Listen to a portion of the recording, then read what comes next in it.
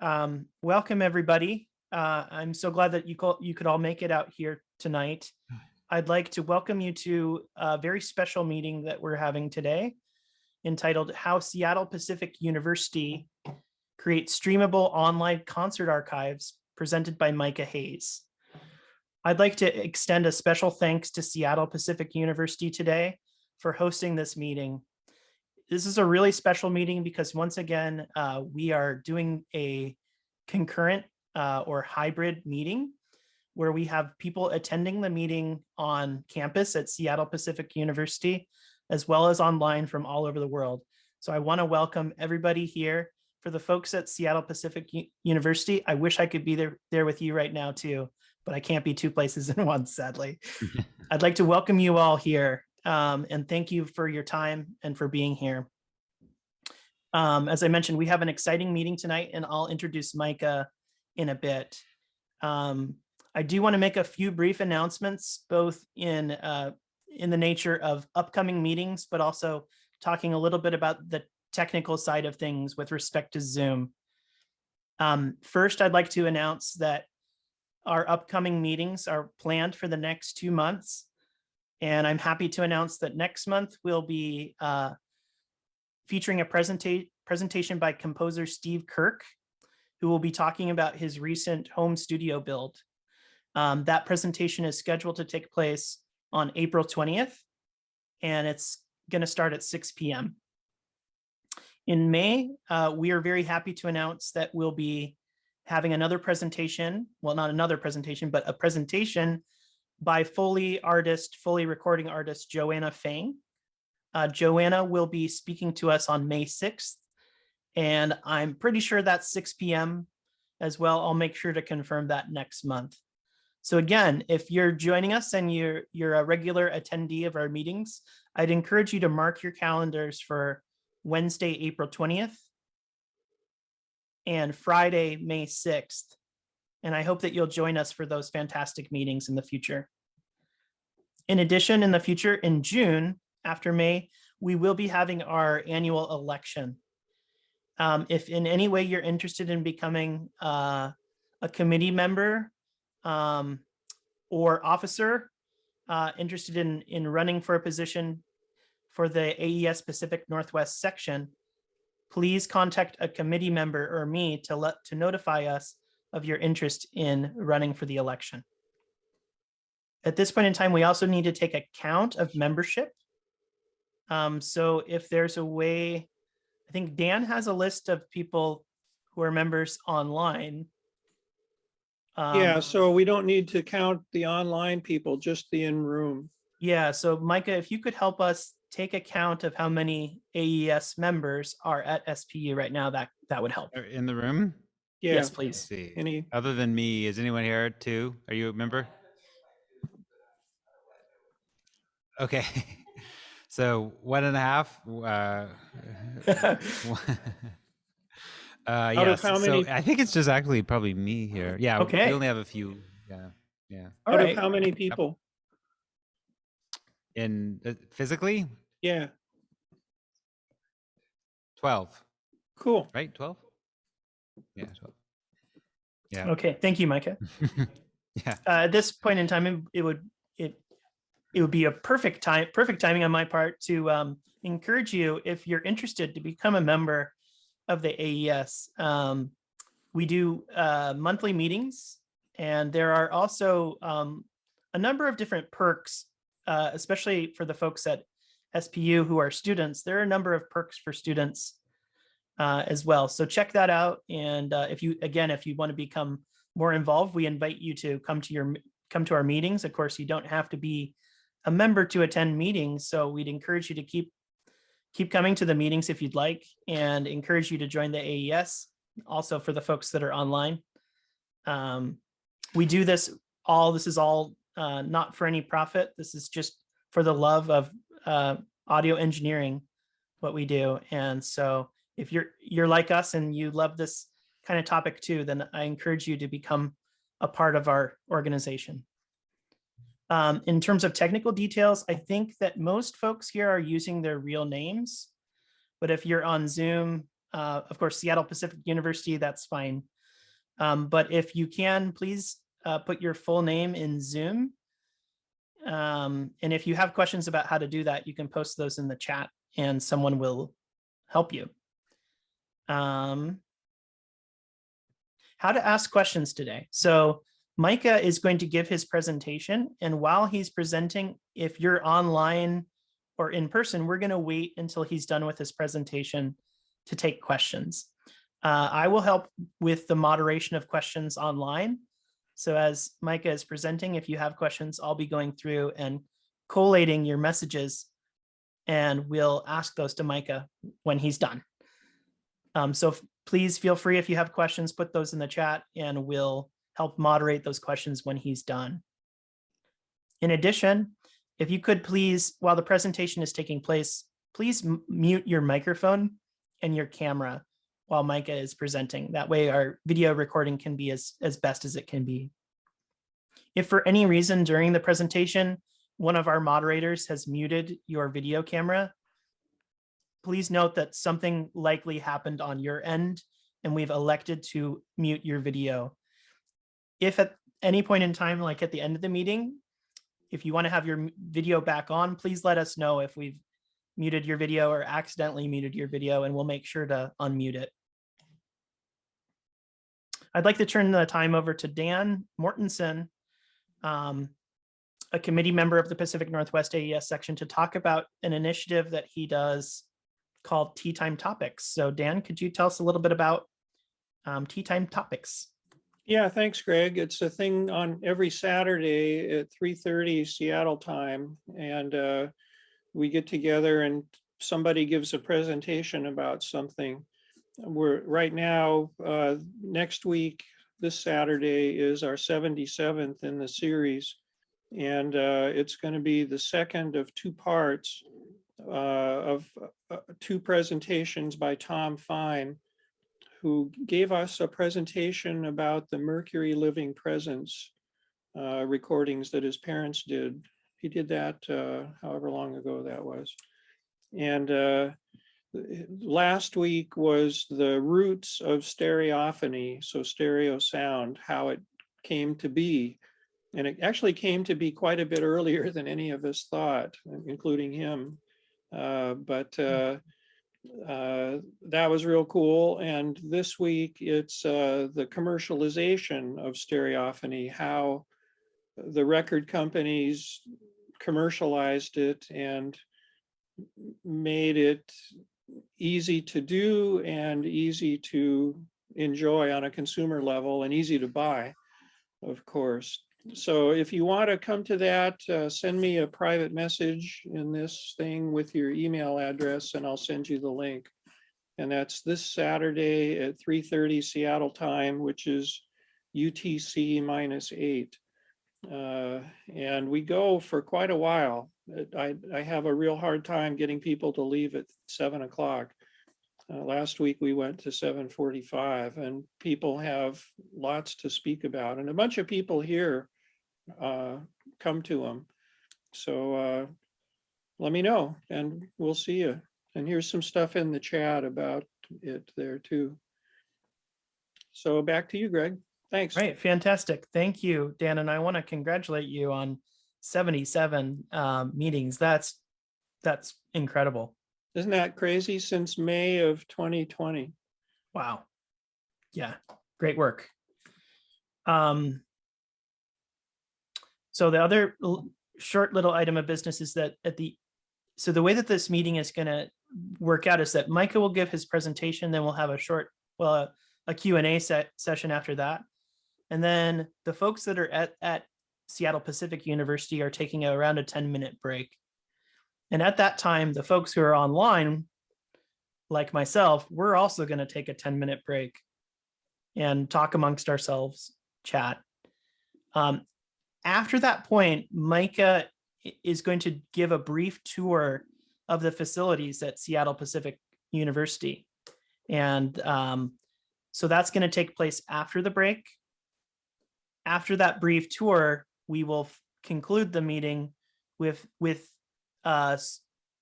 brief introductions. So if you want to stick around and chat, get to know other people here at the meeting, then please stick around and we'll give you some time to make a brief introduction and we can talk then. And actually, the beginning of those introductions, we're going to focus upon the folks that are at SPU. So we're going to get to know all those folks first. They actually have to conclude and strike because they have a lot of tech that they are going to be striking. So we're going to invite them to introduce themselves, and then we'll continue to do introductions for the folks that are online after that point. So that's the overall agenda for the meeting tonight. At this point in time, I'd like to introduce our presenter tonight. Micah Hayes is an assistant professor of music technology and the director of music production at Seattle Pacific University, a position he began in fall 2020. He is a recording engineer and composer who began his musical career as a guitarist in his native Southern California. Micah began recording and composing music as a student at California State University, Chico, where he completed a BA in music with an emphasis in recording arts. After college, he continued his audio career with the New World Symphony in Miami Beach, Florida, where he was the recording engineer fellow from 2000 to 2002. After receiving a master's degree in music composition from the University of Oregon, Micah moved to New York, where he worked as the live sound engineer, for Redeemer Presbyterian Church's Upper West Side services, and freelanced as a composer, recording engineer, and educator for 2 years before moving to Texas.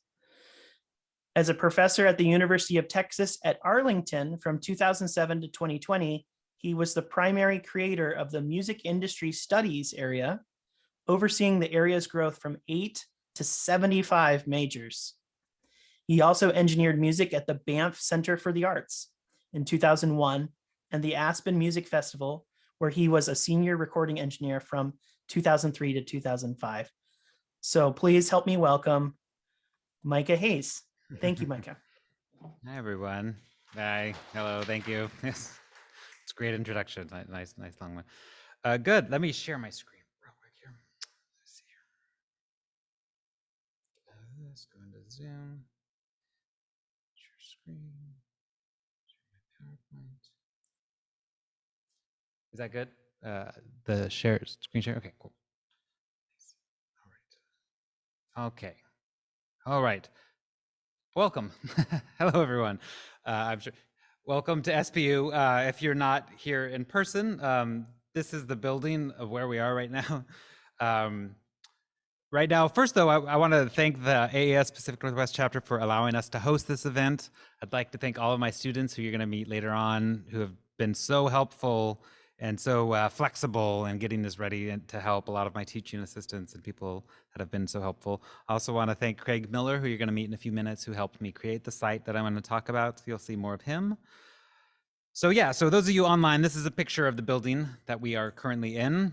Nickerson Studios, 10,000 square foot building that houses the music department's recording studios, live sound facilities, computer labs, performance and rehearsal spaces, Steinway grand pianos, small ensemble rooms, teaching studios. And this is also where all of our music production classes are. I'm actually also very excited to announce that as of next fall, we're starting this new minor in music production, which has, you can see it has all of these classes here. These are the classes that are currently offered for our current Bachelor of Arts in Music Production.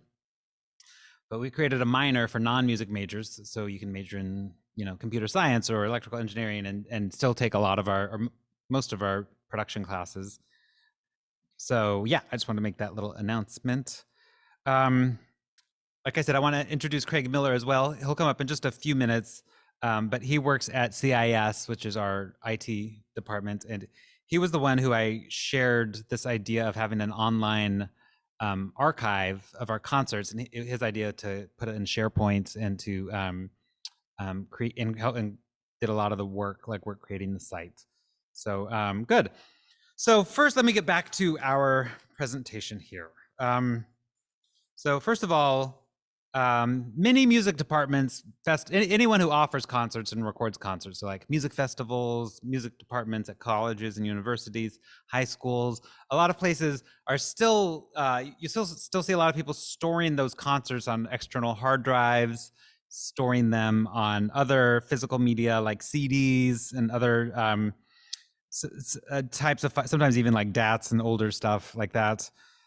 Sometimes on the hard drives, they have entire DAW multi-track sessions, which may not be mixed, or maybe they are mixed and exported, but those bounced exported files are maybe just sitting in the drive, sitting there. And I'm here to say that that is no longer necessary.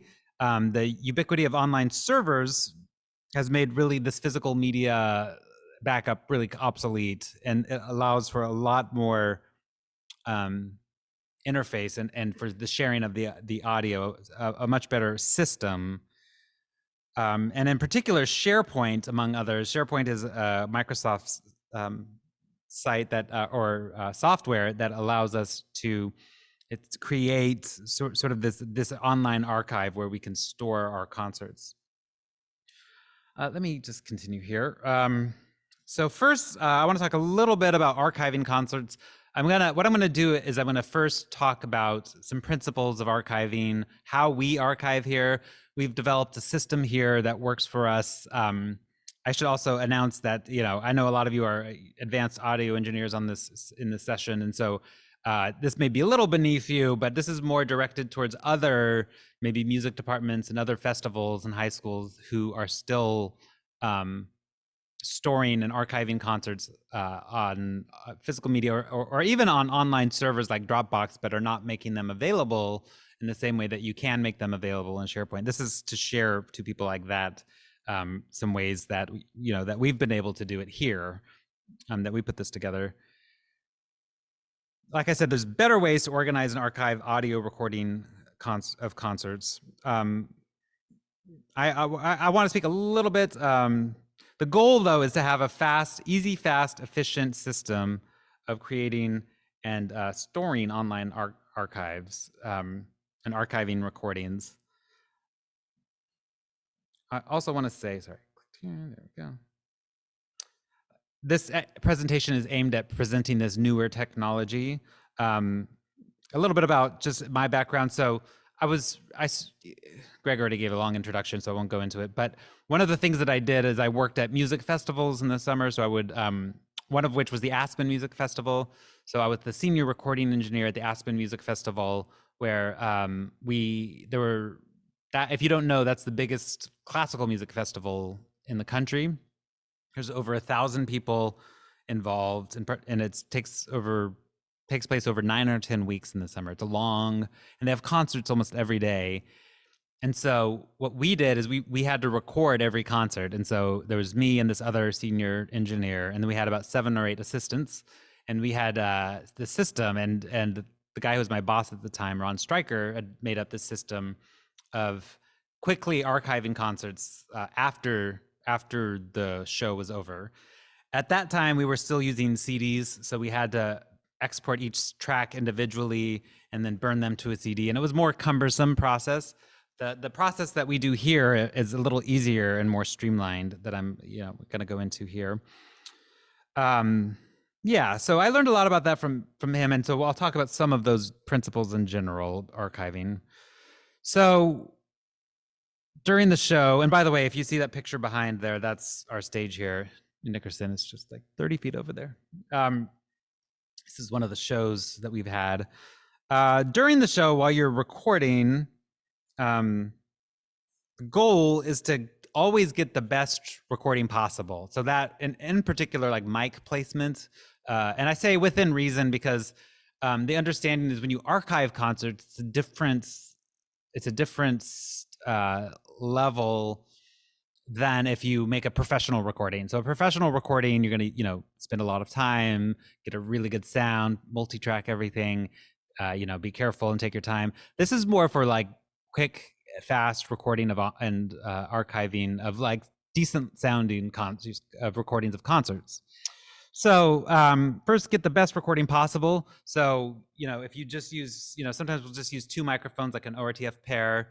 and just make sure the musicians are like in the middle of the pair and close enough to get a good sound. You may use multiple microphones. You know, if you have a piano, you may put 1 or 2 mics on the piano as a spot mic, or other instruments. You can use as many microphones as you want, but the goal is to get the best sound possible, you know, within reason, for archival purposes.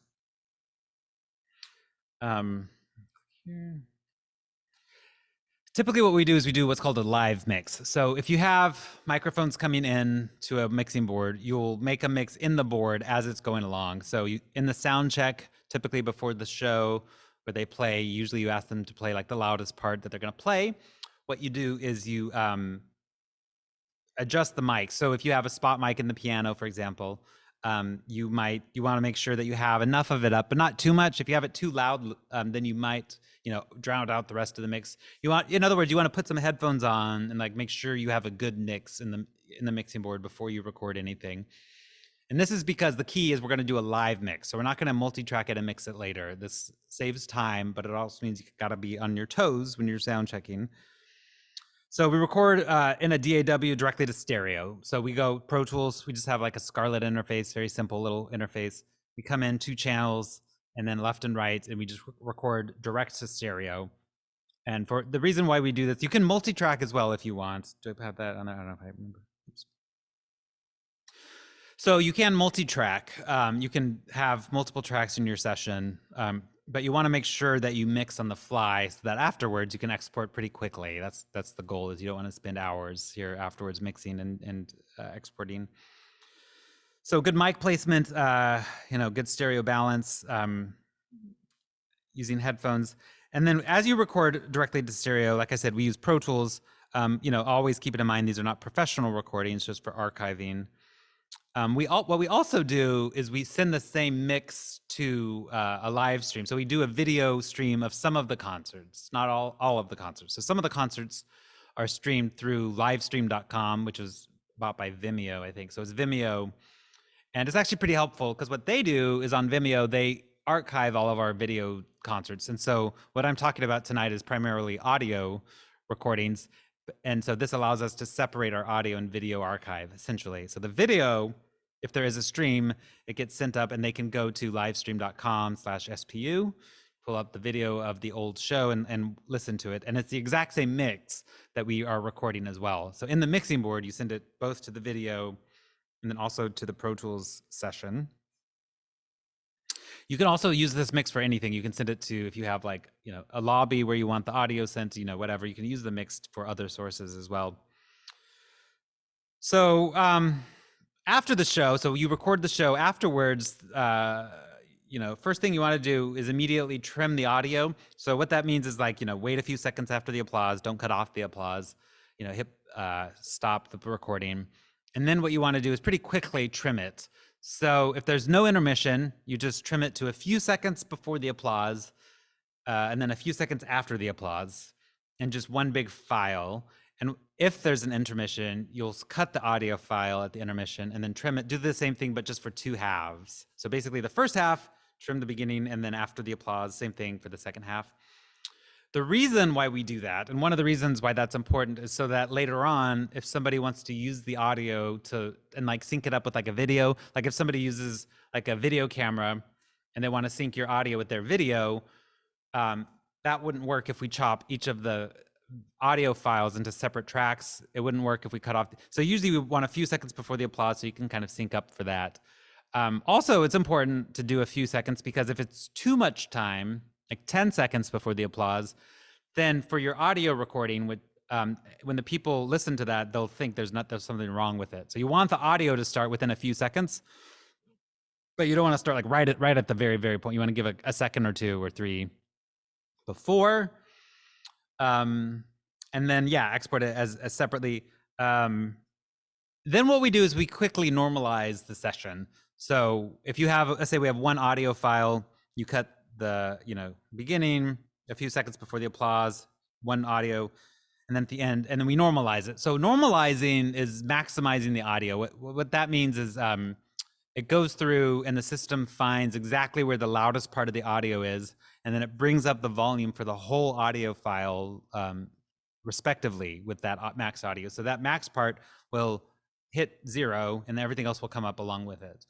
I know typically engineers prefer to not normalize audio.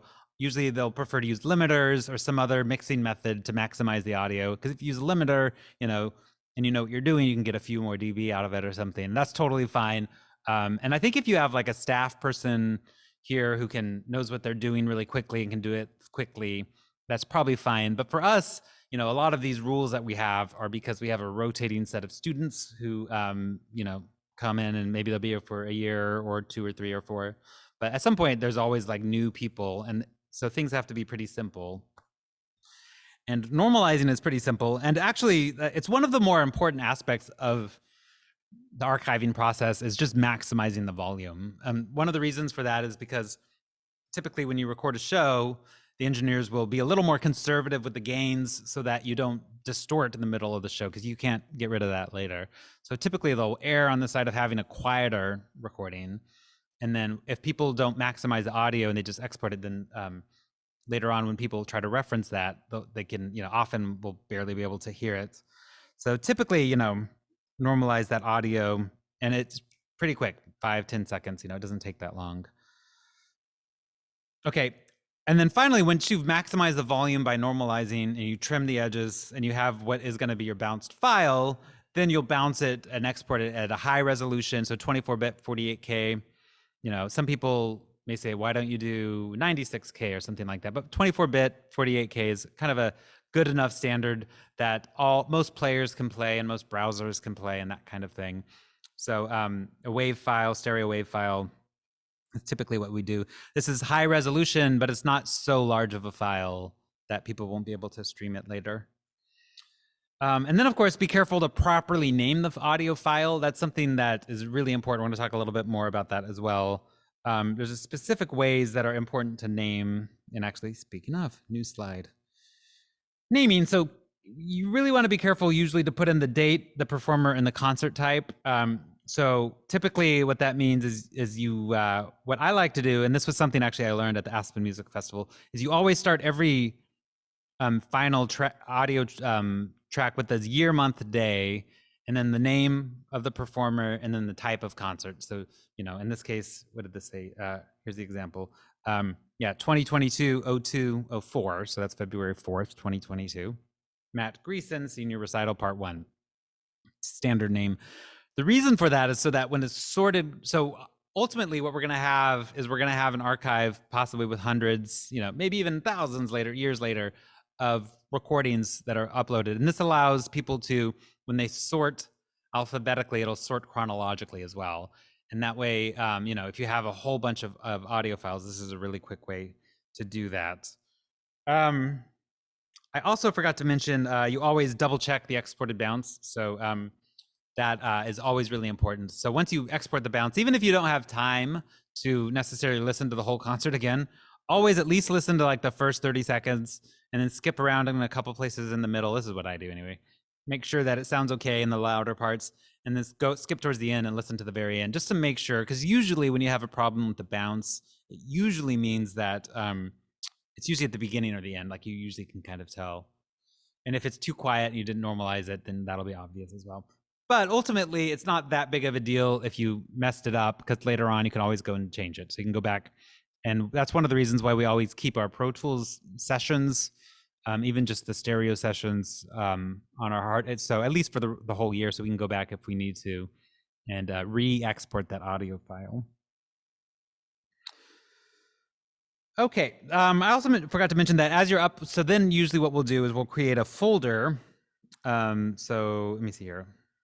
What we'll do is we'll create a folder at the end as well, where we are able to put the audio files. So we'll create a folder, and the folder will also be named 2022-02-04, the year, month, day, the same name basically, name of the performer, type of concert. And then that's the folder that you're going to put the audio file, or 2 audio files if there's an intermission, and then also a PDF of the program. And so this is also one of the reasons why naming is important. So we prefer not to name the audio files after the pieces or the composers, because to help avoid if there's some sort of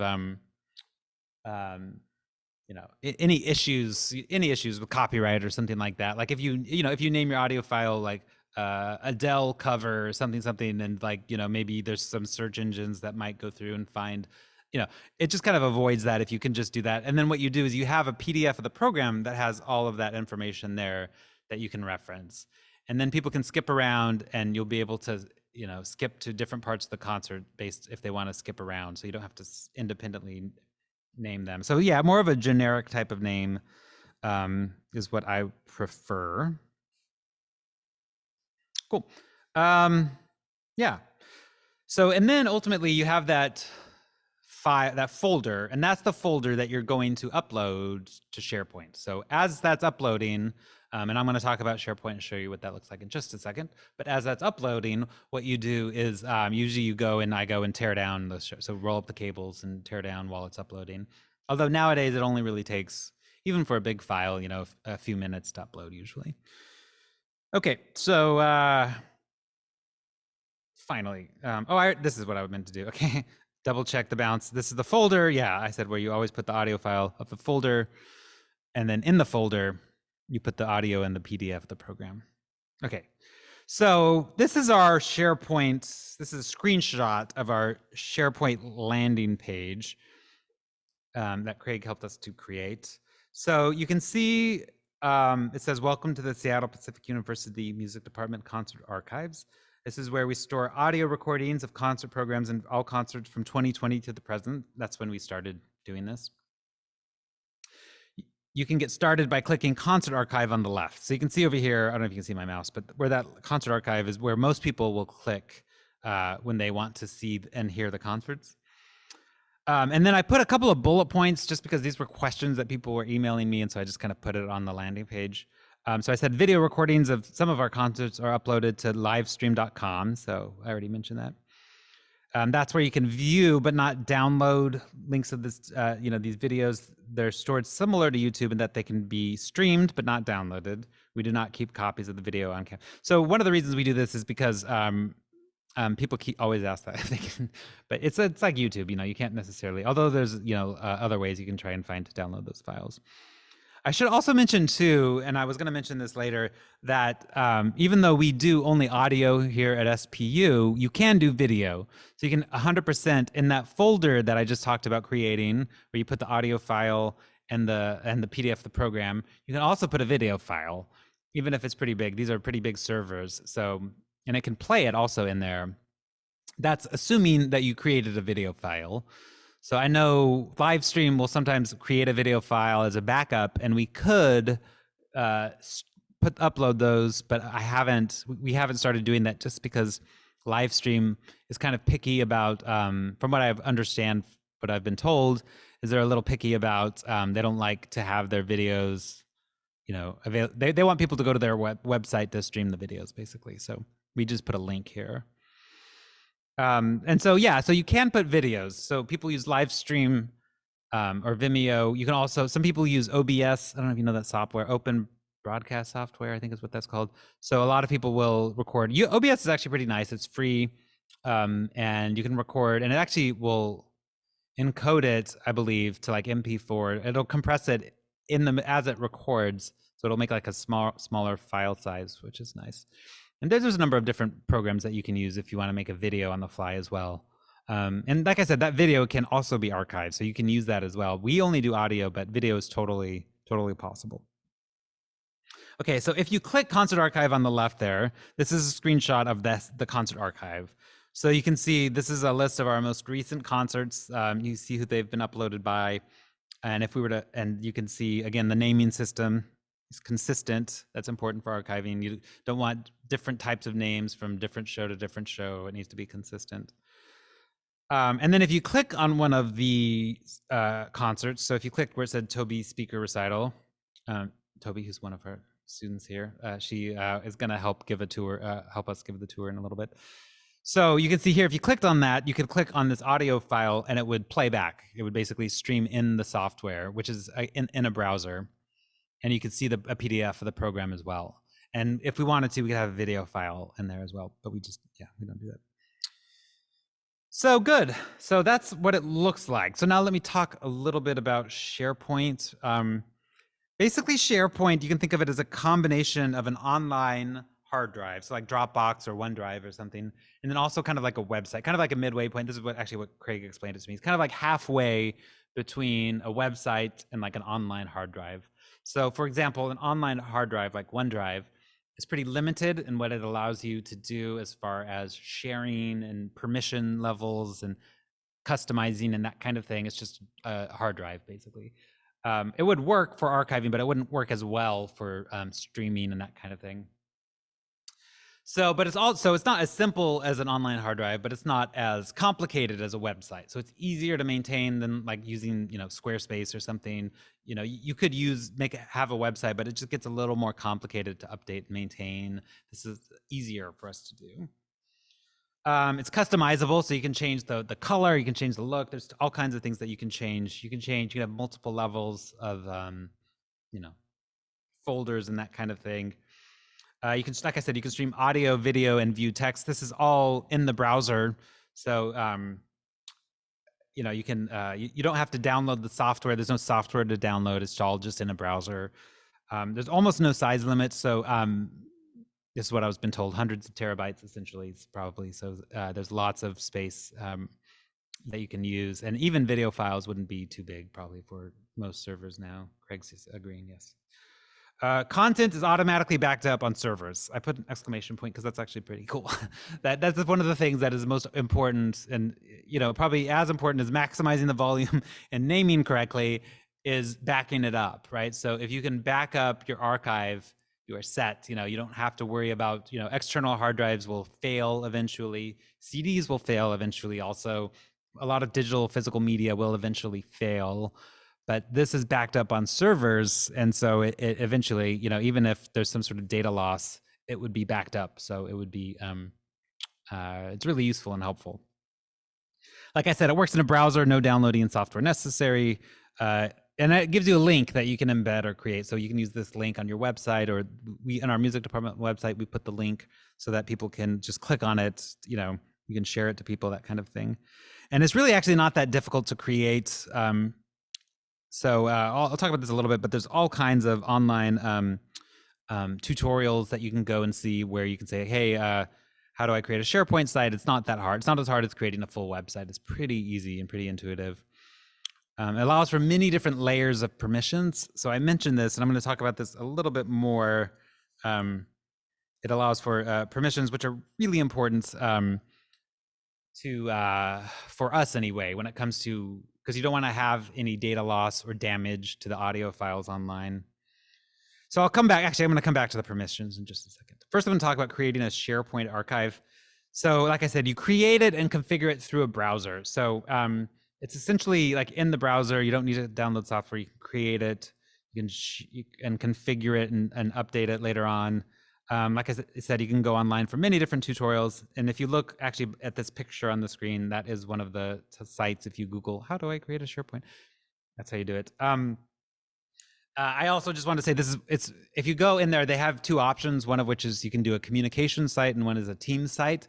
In typical kind of Microsoft's bland business speak, it's like, it doesn't really, what does that mean? I think so. I looked at it, but Teams is basically if you have an internal, like you have a department and you want to just share stuff internally. But if you want to share stuff externally, which is what this would be a communication site. So that's a site where if you, you could make it available even to the public or whatever if you want. So you can open it up as however layer you want to do it. And especially for audio and video, a communication site makes the most sense. Once created, you can share a link that allows people to access the site. There we go. So permissions. Let's talk about this real quick. Permissions is something that's actually really important. Craig helped us set up the permissions. Essentially, we have 4 different layers of permissions, and the reason why it's important is because it so that the content doesn't get randomly deleted or abused or something like that. So there's permissions. There's music permission sharing. That's what we call it. That's the top level, full control. So that's like me and a few other faculty and probably people in CIS. And then next layer, music site editor. So that's if they can edit the site, that would be the next layer, probably similar amount of people.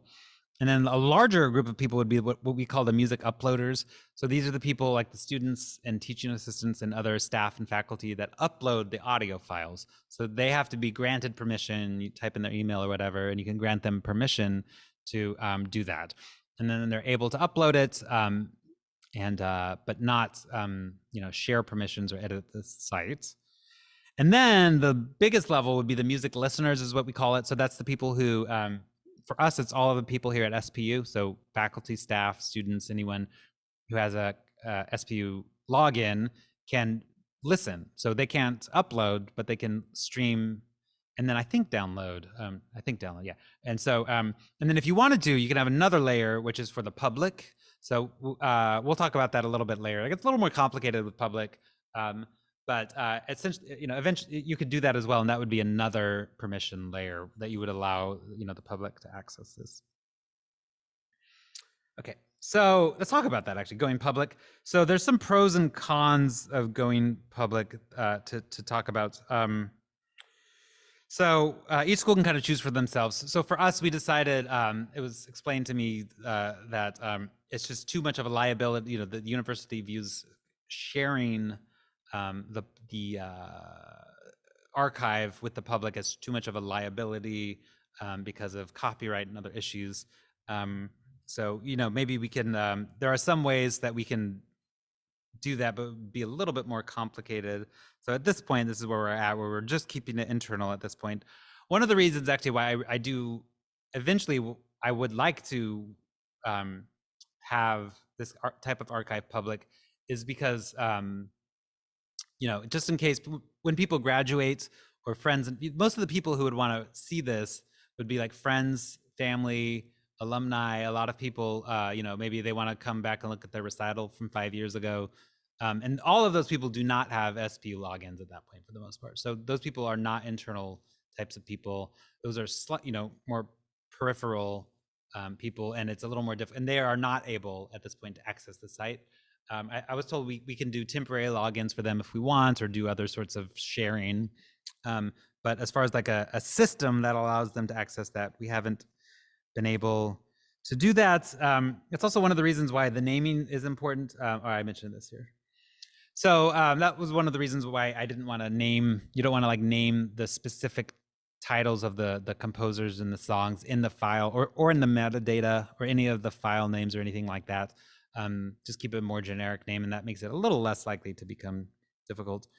Like I said, making it public allows for alumni, former faculty and staff, as well as friends and family to access the recordings, which is interesting. It's an interesting thing to think about, just in this decade, at least in 2020.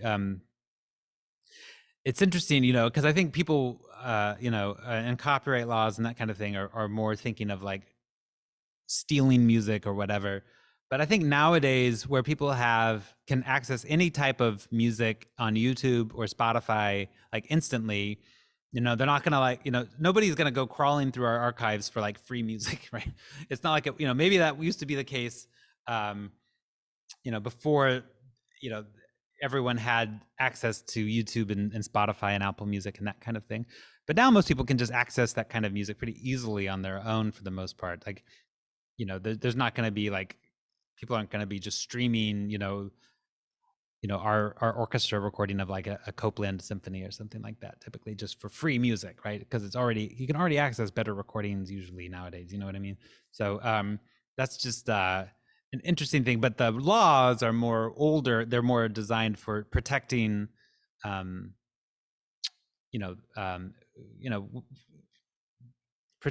mean, I guess it makes sense, but I don't know. It is interesting to see. Hopefully the laws can, adapt a little bit. Good. Okay, so let me see here. Okay, so I'm going to reshare my screen so I can show you, and then I'm going to walk through the browser so you can kind of see that here. Share sound. Good. Okay, so you can see here, if you click on home, you can see this is our archive. So this is what we can access. Volume here. I already showed you screenshots of this, so there's no need to go into it. The notebook on the left that you see is just like this little, what was it? Was it like OneNote or something? It's a OneNote file. Yeah, it's a OneNote file that we can use to keep notes for for people to access and give instructions on how to upload things and that kind of thing. The archive we already talked about. Yeah, we have a couple of them there. I think most people won't see all of these files, but if you click on Concert Archive, you can see, and this is what it looks like. So scroll up, scroll, there we go. So you can see as we scroll down, we can see all of these concerts that we've recorded in the past since 2020, which is when I got here. We started creating this. We do have a goal to go to past concerts and to remix and upload those. It'll just take a little bit of time for us to do that. But you can see all these concerts here, and if we click on one, you can see here's one with the audio file. Actually, I had one already queued up here. So here's a PDF of the program. So this is what it looks like in SharePoint. This is one of the programs, Percussion Ensemble and Jazz Ensemble. You can scroll down. Here's the Jazz Ensemble here. West Montgomery. So I'm going to play a little bit of audio. It might be a little quiet, but that's just because it's just this archive. You hear that? Okay.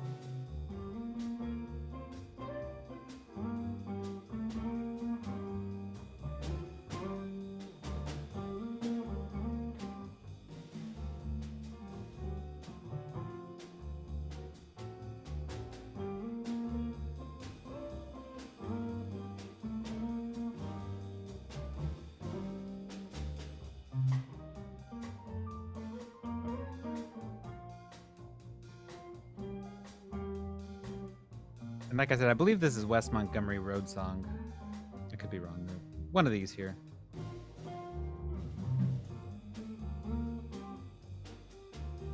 And yeah, and this is how it streams. So you can stream through the browser. There is a SharePoint app that you can stream as well. It's pretty easy.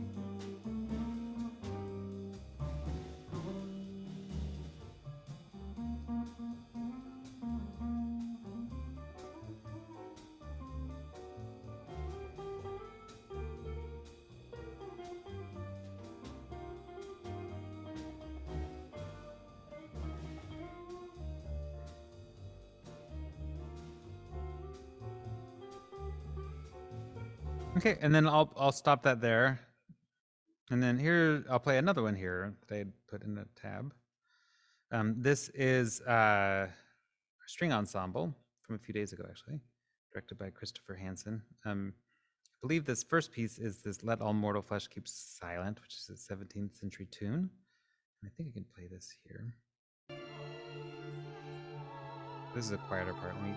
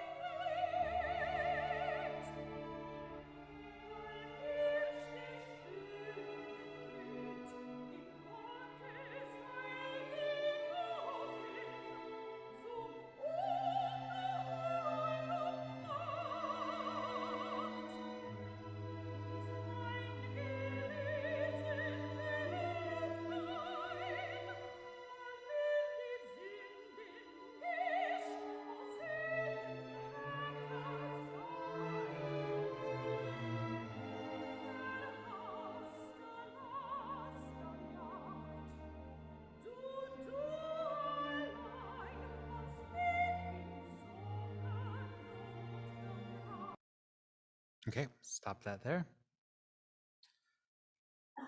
Okay, so that's basically it. You can see up here in the, this is in the gear setting. This is where you'll go to do a lot of permissions and the stuff we were talking about. You can adjust a lot of the settings this way. Just describe this. Let me stop the screen share. There we go. Cool. So good. Awesome. So I believe that was all I wanted to do. What I would like to do though is introduce Craig and have him come up. So Craig, would you like to come up here? Here. There we go. We just got the one mic. Hey there, everyone. So this is Craig. So he's helped us. He's in the CIS department, and let me get a little closer here. He helped us to create this site originally, and was the one that had the idea for SharePoint, and has been really helpful with us, and agreed to come and talk. So he's gonna help us with some question and answers later on. But I wanted to see, was there anything you wanted to say, or what was any thoughts on? Actually, I was interested to hear maybe if you had a little bit more about the public thing. Sure. And that kind of thing. Yeah. Yeah. So one of the things about SharePoint and going public is that technically it's set up so that you can allow that. One of the things that you'll want to talk through with your school's IT department, if you go into that, is how they manage and regulate the security on it. One of the things we found is there's a fair amount of regulation and auditing and security around that, around how else you use your SharePoint site. So we use SharePoint for a variety of things on campus, and there's some sensitive data in there. So we have to be very careful about managing access, and it gets a lot of scrutiny. So if we open up part of SharePoint to the public, then all that scrutiny gets much more intense. And so then you get a lot of these regulators that come in and say, well, if some of it's public and some of it's not, how do you make sure the right information is available publicly, and the right information is secure? And there's a lot more auditing and work that goes into that. So it ended up introducing a lot of complexity that it ended up being problematic. So it's something, if you want to have that public, it's something to talk through with IT and see how the security goes. But it's you run into more regulation and complexity than you might want. So something to be aware of. You had mentioned there was another option that you had thought about, like instead of SharePoint. What was that again? If you wanted to do it like on our public website and then stream it, like you could either do live stream, or like we have Panopto for doing some of our video and audio on campus and things like that. One of the nice things about SharePoint is it's really easy. Like you have all those files in the folder, and you just drag and drop, and then it kind of builds the rest of the site for you to display that. So that's a really nice feature of SharePoint that you get for this that might you might lose some of that functionality. It might be able to take a little bit more work to put the page together that will share those files outside of SharePoint, but it can be done. Yeah, that was one of the things I really liked about this. And that was the thing too about SharePoint, is that you can access, almost everyone who has some sort of Microsoft access can access it, right? So there's the Microsoft 365. Sorry, those are Microsoft 365, and there's other subscription sites. So most universities, most schools are going to have some kind of Microsoft, and you can. That's why ShareSite is a good sort of common source. And then I was surprised at how easy it is, to kind of maintain and adapt and just keep it up. So that's why I was maybe a little more hesitant to add a layer to go public. But yeah. I guess this is also a good time to see if anybody has any questions. So, Greg, I know you mentioned possibly if there were some chat questions, or if there were anybody on the Zoom session who had any questions, or if there's anyone in the room who had any questions, we can access all three of those. I can start with a couple questions that I've gotten from Rick Chin. Rick was wondering, how long do you expect to maintain the archive? Yeah, I mean, hopefully indefinitely. The idea is it could go, 20 years or so, however long we want it to go. I'm sure at some point the technology will get outdated and it'll change to something else. But one of the things I appreciate is the sort of long-term stability. So, like I said, the backing up of all of the servers and all of those, that kind of thing, and being able to have it year after year is the idea, and not having to pay for it, kind of, because we already pay for Microsoft, so it's paid for. So. Yeah, that was that related to the other question that Rick had, is that there's already a payment that the university has paid for Microsoft that kind of allows you to do this. So other universities that want to start a program like this, Micah, would likely have to work with Microsoft to do something similar. Is that correct? I believe actually you would know. Yeah, maybe, but maybe not, because it's part of the whole package that comes along with, like, we use email, Microsoft Word, Excel, all of that. We have that, make that available to campus. Microsoft Teams. So SharePoint is a part of that package. It's not something we have to pay for separately. So I would say it's likely that if your university is using Microsoft 365 for email, and for Word, and for things like that, you might already have access to SharePoint as well. It's something to check in on. Okay, Yeah, thank you. From what I understand, it's not. There are aspects of Microsoft that are like added prices, for various slightly, other. Trying to think of something anyway, but this is like included in like the standard package that most schools and programs would have if you have any sort of Microsoft package. Mhm. Okay, thank you. I have a question here from, sorry, the names are not, let me make my chat window bigger. There we go. Wayne Edwards was wondering, how do you expect to migrate from SharePoint to the next big thing? I guess that's kind of a hard question to ask or to answer, but that was the question. Say it one more time. I'm sorry. Sorry, I didn't ask the question very well. The question was, from Wayne Edwards, how do you expect to migrate from SharePoint to the next big thing? No. Well, I guess that would depend on what that is, right? I mean, I think the idea is to keep it here for as long as possible, and as long as it stays, good quality, and the schools still have it, and it's easy to use, and all the stuff that I talked about. If that were to change, yeah, we would obviously have to look at our options. But I'm assuming that as technology changes, it'll get easier. Like that's the point, right? Technology is that it gets bigger and easier and faster, and so that'll be good. That'll be nice. So yeah, whatever that. Yeah. If you want to come, You have up a there, question yeah. here? Okay, there. Yeah, we have one in the room. Do you have a hard copy, or a backup, local backup at all, or is it strictly online? So that's a good question, actually. So currently we do, obviously, when we record the session, it's on a computer. And so we have it right now we have an iMac with a drive that we use, and we keep the Pro Tools sessions on there and the bounced audio files. And we have been doing that for the past couple of years, but yeah, I mean, I think the idea is it would just be online for the bounced Maybe files. that's just me, but Yeah. Yeah, I mean, it's backed up. I mean, it's pretty, to me, it feels safer than an external hard drive, because an external hard drive will fail. Yeah. Yeah. And you can keep both too. There's no reason not to, like, yeah. Well, that's actually a good question, because I haven't thought about that. We probably will hard drives eventually are end up really with hard cheap. drives. Yeah. We probably will end up with like a hard drive with old Pro Tools sessions on there. But the idea was to have some sort of like the audio of a concert with the volume up, trimmed together and put with the PDF of the program that people can access. And so that's what this is kind of doing. And then if we'll probably keep the Pro Tools sessions on another. If like a student wants a copy of it, sure. Yes, then you have a local copy. But yeah, I don't know how you work. Yeah, there's no reason not to do that. Yeah, and we're not archiving. That actually is a good point too. We're not archiving the Pro Tools multi-track session. We just do the audio files. We could eventually have, but if I were to do that, we would probably only use like a OneDrive. I would imagine would be good for that. If we just wanted to, it would be just an online hard drive if we wanted to back it up as well. But yeah, one more little question. What do you record at if you're bouncing down to 24-bit 48K? Do you record it like 3296, or do you what? Yeah, we do 24-bit 48K, so we just keep everything at 24-bit 48K. So that's what you're initially tracking at. Okay.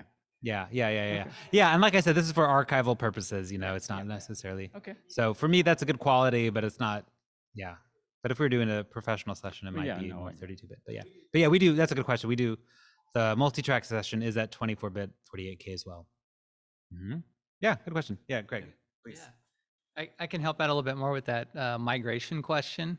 About 5 or 6 years ago, we had all of our SharePoint servers here on campus, and then we migrated to the cloud. And so part of that project, we paid for about a year of a migration tool that helped move all of that content for the whole university from one set of SharePoint servers to another. And so if we ever do get to that day when we need to move off of SharePoint to the next big thing, whatever it is, I expect there to be, we won't be the only ones facing that problem, and someone else will like, hey, we can make a tool that helps with that, and that can be part of our business. So I expect there to be tools available to help with that process if and when we get to that. Yes. Yeah. Good question. Yeah, Greg, any other questions or any other questions in the house? I have another question from Janie Wallach. Hi, Janie. Janie asked, I currently back up all of the audio I record on compact flashcards to LTO cartridges that are life tested to last 30 years.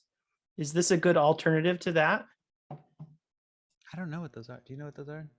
Greg, do you know what those are?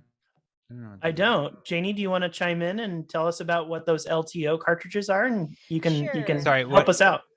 Sure. I actually have one right here because I had to take it out of the computer to take it to the shop because the drive actually died. And what's great about it though is the drive is dead. I still have the cartridge with all the data on it. The cartridge is fine. No problem. No problem. No data loss. The data is fine. And where did my cartridge go? I should have been prepared for that. But, well, actually, I have another one here anyway. So this is what they look like. Yes, they are very antiquated. Don't know if you can see that very well. But media. yeah, it's media. But this is also, I think, yeah. This is 2.5 terabytes, and it cost me about $45. Nice. Now the drive costs a lot more than that, but you know, honestly, it takes me years to go through one of these cartridges, even. So yeah, terabytes are a lot, especially for audio or even video. It's a lot. You know, you can get an 8 terabyte hard drive now for $70 or $80 external hard drive. So it's not that expensive to get some big space like that. But the problem with hard drives is they crash. Yes. And they are not archival. And I have certainly never seen a hard drive that lasts 30 years. So if you want to put this someplace that's actually going to last, what do you suggest? I mean, is SharePoint the way to go? Is this like going to be viable into the future? That sort of thing. Yeah, I mean, it's interesting. Like, it's because I mean, that's a good point, and it's good to know about that. I mean, as far as physical media goes, that sounds like a good version of that to keep for a long time. I think the thing that I like about this, so a lot of people, most people use some sort of online hard drive, like Dropbox or OneDrive or whatever, and for audio files or multi-track sessions and that kind of thing, or for whatever, it's just standard. We use it a lot now. I think the thing I like about SharePoint is that it incorporates a lot of that simplicity, but then it allows you to add layers of like an interface that allows you to make it a little more customizable so that people, you can, like I said, with the permissions and the streaming and sharing it with certain people and all that kind of stuff that is, I think, more than a standard online hard drive. But I think that especially like when I was told that it automatically backs up and that kind of thing, that to me makes me feel pretty secure. Probably that makes me feel more secure than physical media, but maybe that's just me. I don't know. But, yeah, but where what does do you it think back up? Well, What's it backing that's a good up question. to? Craig can answer. Yeah, so Microsoft takes care of the backing up for us, and they do have physical backups for everything, but also their redundancy. It's Microsoft and Amazon are the two best companies in the world at that right now. Then there's them and everybody else, and so we've got some of the best people in the world making sure the data is backed up and safe. So they take care of the physical part. And with our SharePoint for the whole school, we have 15,000 terabytes more or less. So we have more storage space than we know what to do with, and they make sure it's all physically backed up for us. So yeah. And how easy is it to access it? Like if something goes down and you need to access that backup?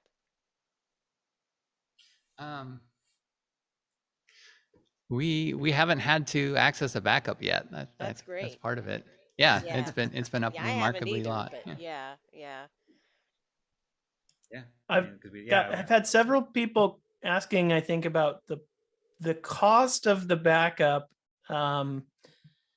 And does the cost go up? Does the storage cost go up?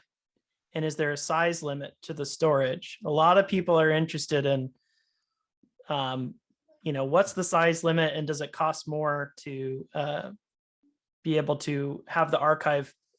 Does it cost more when the archive gets bigger and bigger and bigger? A lot of people are wondering about that. Yeah, we would start running into that question if we hit over 15,000 terabytes, but it's the same. 15,000? 15,000. Yeah, we're good up to then. So yeah, we're not going to hit that anytime soon. Is that like a standard amount that most schools and like that kind of thing, or do we have to pay extra for that? I guess. I don't think we're paying extra for that. Okay. Because we wouldn't. Yeah. Because we're only using a fraction of that. So Yeah. that's just, I'm thinking that just comes standard. Okay. Yeah. Cool. One thing that I know from having worked in recording services departments at universities, at Ball State University, and I worked at Michigan State University's recording department. I also worked at University of North Texas's recording department. So I'm kind of deeply kind of versed in the kind of work that goes into this kind of archive. And one thing I think that we haven't talked about yet is that there's a tremendous amount of overhead that comes with distributing recordings to families and students. And from, when I used to have to do this, we would have to burn CDs. We'd have to print on the CDs with LaserJet printers. We'd have to print, CD case, CD inserts and things. And on the one hand, it was a way for the recording department to make potentially some money. I don't know that it was a very lucrative affair, but there was just so much additional work that went into making sure that we could get orders for students, making sure that discs were getting duplicated for people. And I think that that's something that we've left out of this discussion so far, is that it's a ton of overhead to do that work. And you need lots of people to help support that. Yeah, that's a good point. And I'm like you, where I spent a lot of time doing what you were just describing, both at like places like the Aspen Music Festival, where we had to, all of these archives became physical CDs. So it wasn't just one audio file. It could have been 20 audio files with all the different movements in a different piece that you had to separate independently, edit, and then, go through and burn to a CD. And then, like print out a CD cover. And we did that also at the University of Oregon. Every concert, we had to do all of that as well. Export the individual tracks, burn the cover, or print the cover, cut it up, put it in there. And it was so time consuming. So that was Right. my goal for this, is to really streamline all of that into like a fast, quick way where it didn't take all that amount of time that it used to take me. Yeah, not to mention another big problem with that is that there's the extra quality control that comes with, is the CD burner working properly? Did the audio engineer author the disc correctly? Right. So you're getting a whole lot of other room for error when you include the CD authoring and duplication process as a part of the service. So I think that's, and of course the clients these days, they don't want CDs. Like nobody. So it's a very different world. Yeah, it is. You just give people a thumb drive? Can you do Can what? you just give the students a thumb drive?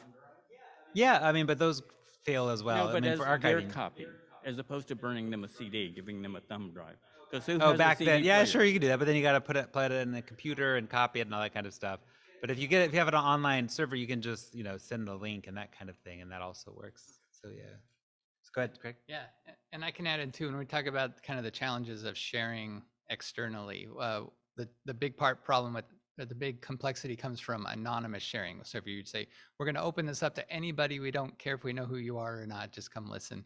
That's where things can get more problematic, but it is possible to say, when we were looking at the folders and permissions and whatnot, you can go in there and open up that group and say, oh, we want to share this person that's outside of the school. Here's their email address. We want to share it with this specific person. All you have to do is add them to that group, and then they'll get emailed a link to it. So it becomes more straightforward to share with a specific person if you want to, that someone, like a parent or a family member or someone wants to listen to the recording. You can use that instead of having to send them a physical media with the recording on it. Yeah, exactly. And yeah, that makes it a lot easier. And the nice thing also about that is, like, for example, we could probably will so we make a permission level, which is like guest, right? Or like a guest. And so we could share and have outside people that we can, all you have to do is add their email or, you know, address, and you can share with them also, right? Mm-hmm. Yeah. So and that would give them access as well. So there's ways to do it like that for outside people. Just I think, but just opening up to the general public is the one that is a little trickier. Yeah. Good. Any other questions or anything, Greg? We don't have any other questions that I've seen, unless I've missed something. I think that we're good on the Q&A from our end. Cool. Good. So then maybe what we'll do right now is we'll take a little 10-minute break. So my computer says 7:10, so at 7:20, we'll come back and we have some cookies and water outside, so students can have some refreshments. We could all have some refreshments, and then we'll come back and then we'll do the tour that I mentioned. So we'll have somebody on their phone, or Toby will have her phone, and we'll go through and show you our recording studio. We'll show you our music tech lab, and we'll also show you some students who are working on some projects. And then after that, that's when we'll do the introductions as well. Sound good? Sounds great. Thank you. Thanks again for the excellent presentation. I hope you all have a great break, and we'll continue to chat here while you guys are taking your break. Great. Thank you. Thank you, Micah. Back in 10. All right. That was good. Yeah, that was cool. I can't believe that Microsoft is happy to store for free 15,000 terabytes of your information. Yeah, it's crazy. My school, we use Teams for online class, and I stream my classes pretty much every day, and I'm recording my classes directly through Teams to the Microsoft servers. And one of the things I really like about it is that when I hit record, it does all the work for me. It puts it all into a SharePoint. And then if students want to access that file, they can just go to Teams and watch the video of the class again. So if they need to review anything that happened during the lecture, it's crazy. Data is, I guess, cheap enough that they can do that. We should invite people to turn their cameras on and microphones, and feel free to. I would expect it depends on how many Microsoft products you have licensed to. Yeah, I think that implicit cost that they were talking about, you know, the university paying for Microsoft 365, that's a huge amount that likely none of us as individual recording engineers could afford. I'm still storing everything on lots of external drives.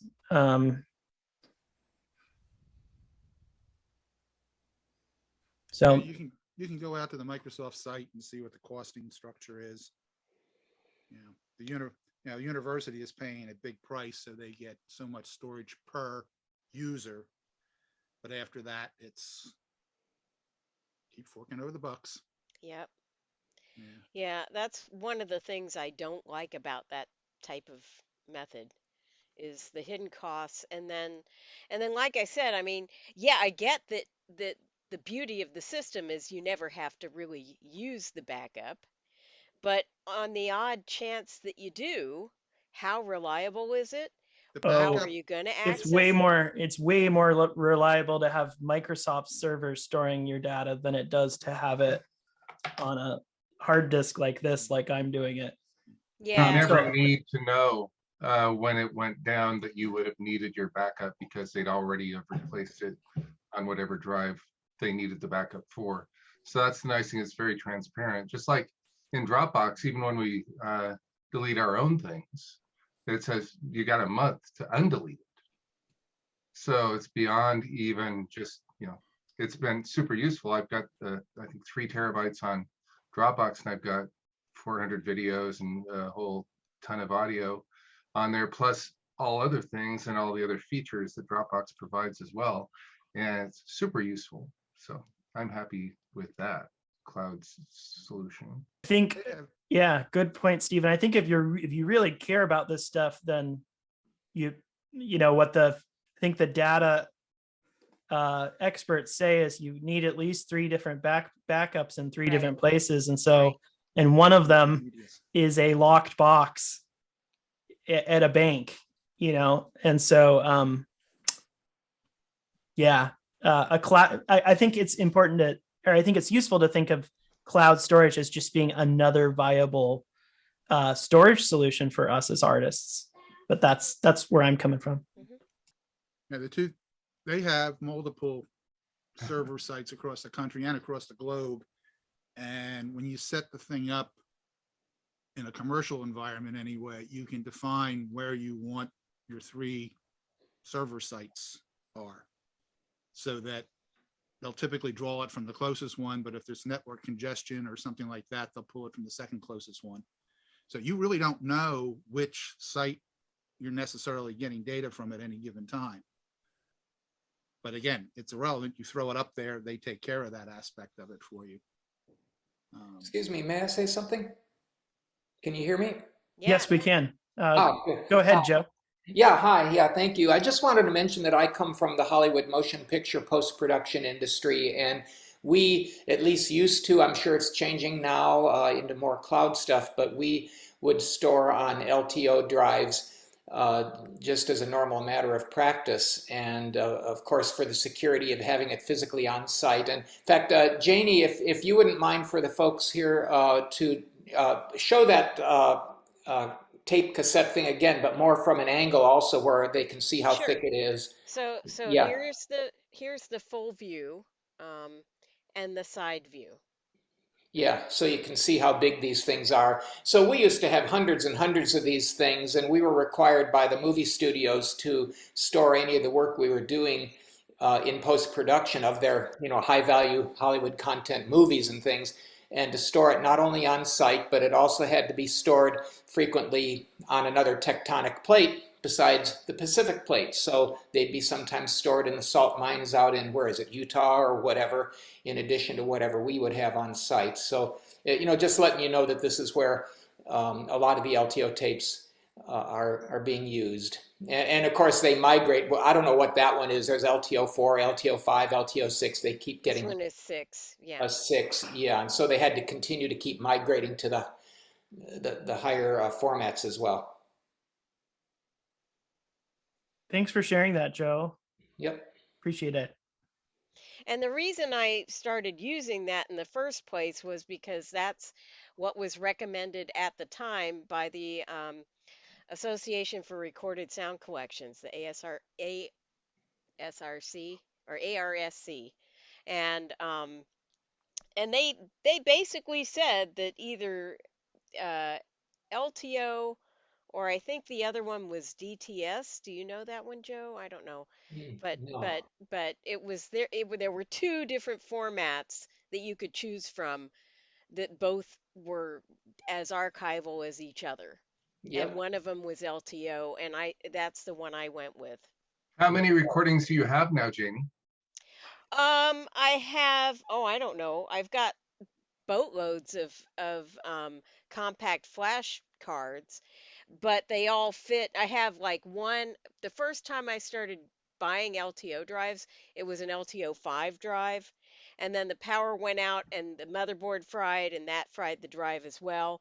So I had to buy a new drive, and I had like one tape of files that from the LTO 5 drive, and I'm on my and I think I've gone through one whole other tape on LTO 6, so I'm on my 3rd tape. Well, the point is that you've been recording since the 70s, like Oh, 5 not nights, yeah, but not on compact flash. but just all the recordings that you have. I'm curious. Oh, all what's your of them. museum Oh now? God, not just now. yeah. Those go back to the mid 70s actually. Right. So Like are we at 75, 76? I don't know because 10,000? Because it's 5 nights a week or at least for For a long time it was. 40 plus And years. nothing for the hardly anything for the past 2 years. Right. But yeah, I mean, it's definitely, well, okay. I'll pull up what I have. It's not complete because not all of the information has been entered in. But as of October, and this, I don't know why this is the most current one that I have, but as of October,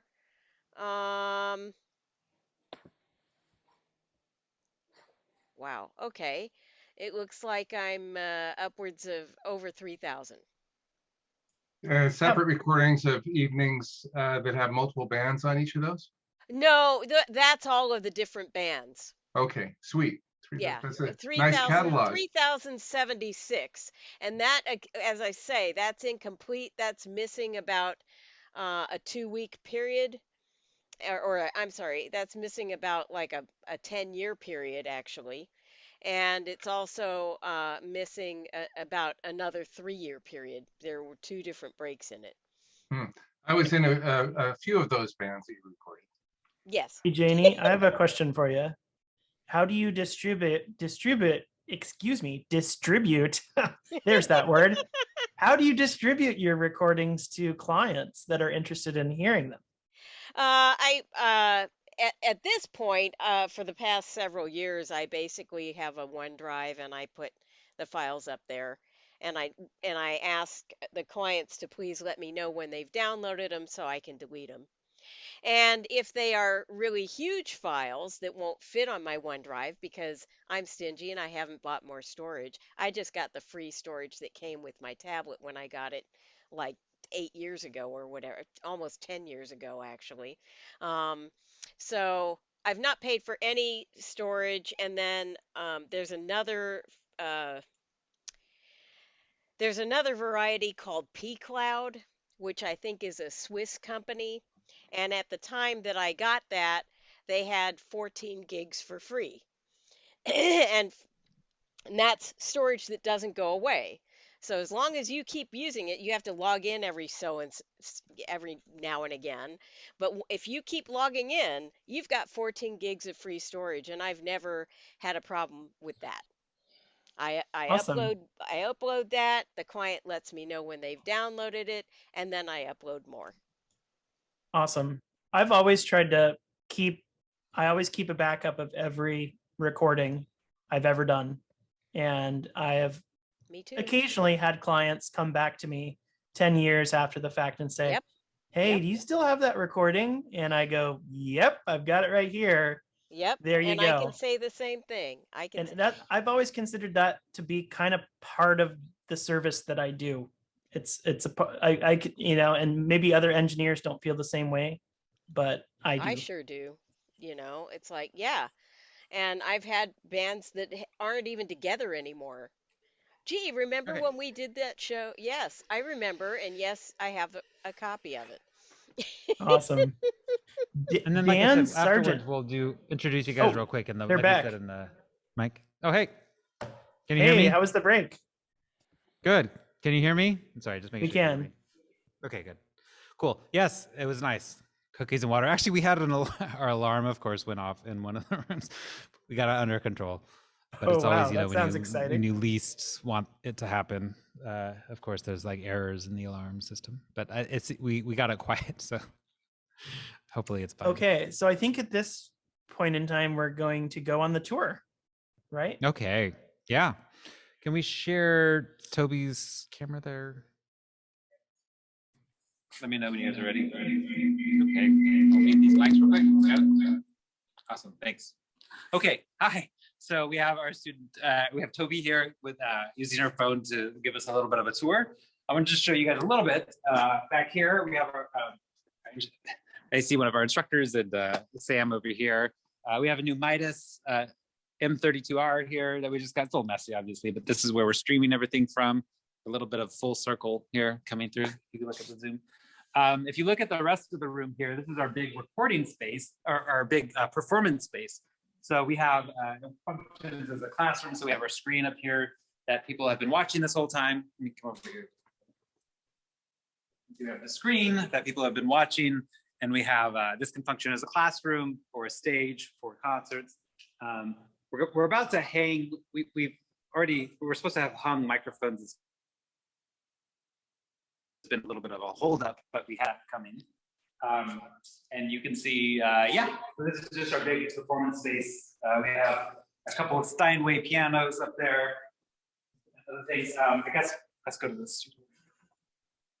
We'll go in here to our recording studio. So next door, we have a recording studio. We have Jen here. Hi. Jen and Adam with the session pulled up. What is this here? This is Analog Brass. They're a local band from Bellingham, Washington, about an hour and a half north. And they came and recorded at our rehearsal space about a week and a half ago. Okay.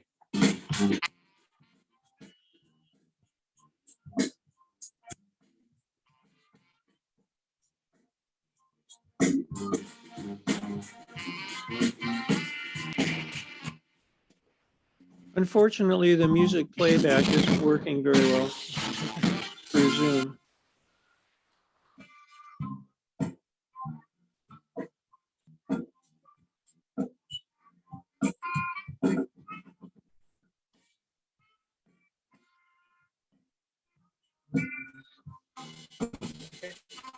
Cool. Yeah, awesome. Sounds great. And then you can see through the glass, we have a microphone set up. That's where our vocal booth and some of the other performance spaces. We have a Pro Tools HD system with an Avid controller, Grace preamps and Chameleon preamps and other things as well. It's nice Neumann speakers with a subwoofer, all controlled on Dante. So we have everything connected with Dante connections. So there's like 5 or 6 rooms that we have. The big room where we just were, this space, that room, the other 2 rooms next door, the other 2 rooms next door are all connected with these Dante connections. So we can multi-track everything together and use the different rooms to make any recordings through Ethernet cables. Cool, okay, keep on walking. So we keep going down this hallway. One of the cool things about this space is we actually have artwork. So this often functions as an art exhibit as well. So the art department on campus will exhibit their artwork here in the building. So we get to enjoy that each day. And then here we have the music tech lab. So this is where most of our music technology classes are. So classes like film scoring and sound design, video game scoring, music and technology, recording, all of these classes are in this room. So if you come in here, you can see we have 12 iMacs with MIDI keyboards, speakers, headphones, interfaces. We have a teaching station over here. That screen comes down, that's where I teach these classes. You come over here and you can actually see one of our students has one of their sessions pulled up here. So yeah, so so this what's is the instrumentation? So this was, we had a piano and 2 vocalists doing some worship songs for our recording class project. Go for it.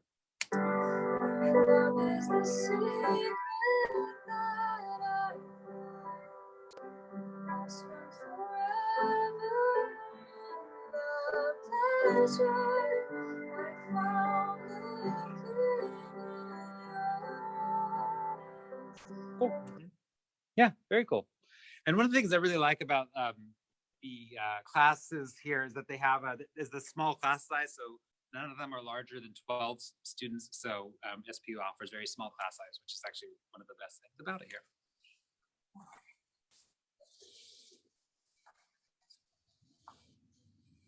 You can see more artwork here.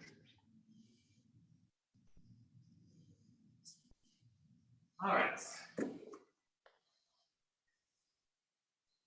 And we're back. Tour. That's all we were gonna. There's actually more to the building. There's our offices and some other classrooms and teaching spaces. But I just wanted to show you the 3 rooms that we use most in the music production area. Good. Thank you, Toby. Okay.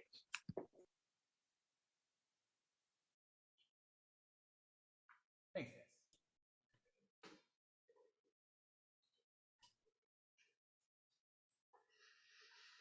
All right. Yeah.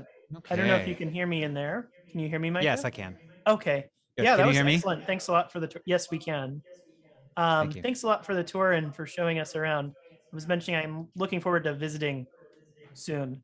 And nice job with the facilities there. We got a lot of good comments about the teaching facilities and everything. And I think one thing I can tell that's great is that seems like you have really good IT support helping you along the way. So can you remind us again who the gentleman who spoke earlier?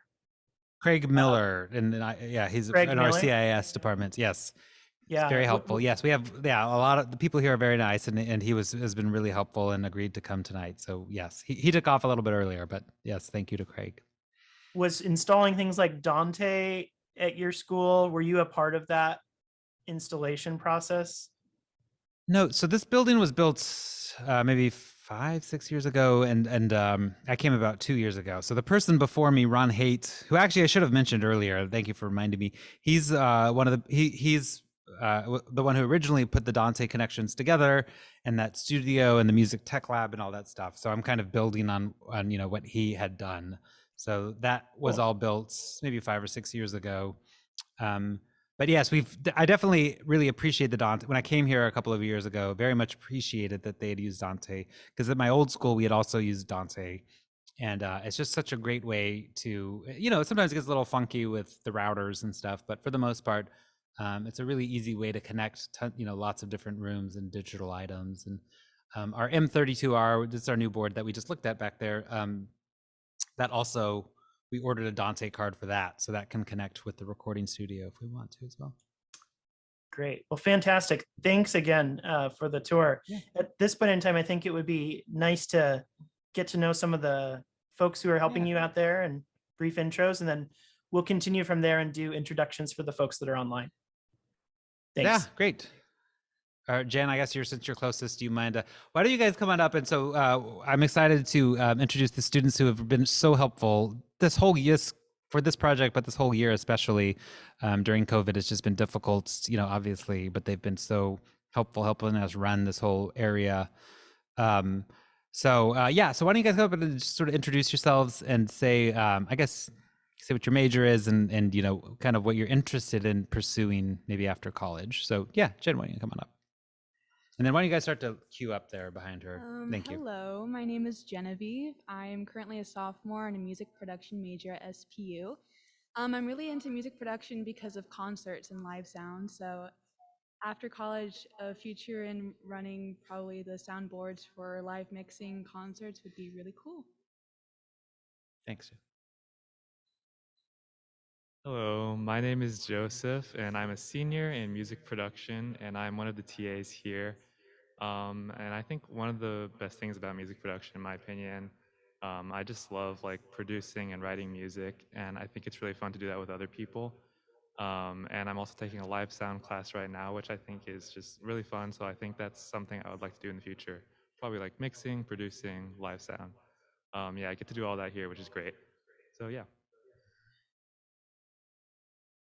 I'm Adam. I'm a freshman music production major, and kind of like Joseph, I really like the production aspect of music and also the live sound. So I'm hoping to do something in a studio with mixing or producing or both, and then possibly live sound as well. Hi, I'm Sam. I'm a junior at the music production here, and I really love the technical side of music production. So it's like setting up mics, using preamps, whatnot. So that's really what I came here to do. This also builds on my minor in computer science.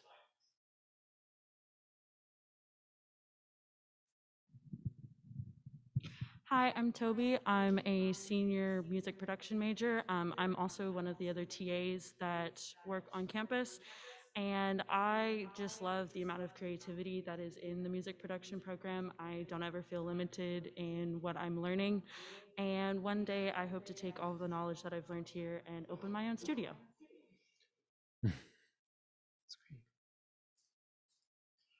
Hi all, my name is Matthew. I am a first year electrical engineering and music production double major, and I'm also one of the TAs here. I've really enjoyed getting to kind of see the intersections of all the music and technical side of both the fields that I'm interested in, and that's kind of where I'm hoping to go with it in the future.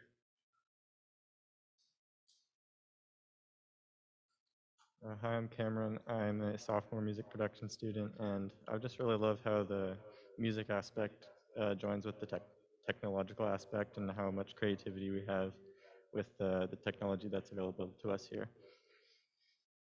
Thanks, Cameron. Cool. And then I also want to thank Lacey Brown, who I didn't thank. She's one of our other instructors. She's been running the Zoom session. I don't know if you can, are you on the, you probably can't. Okay, but you can.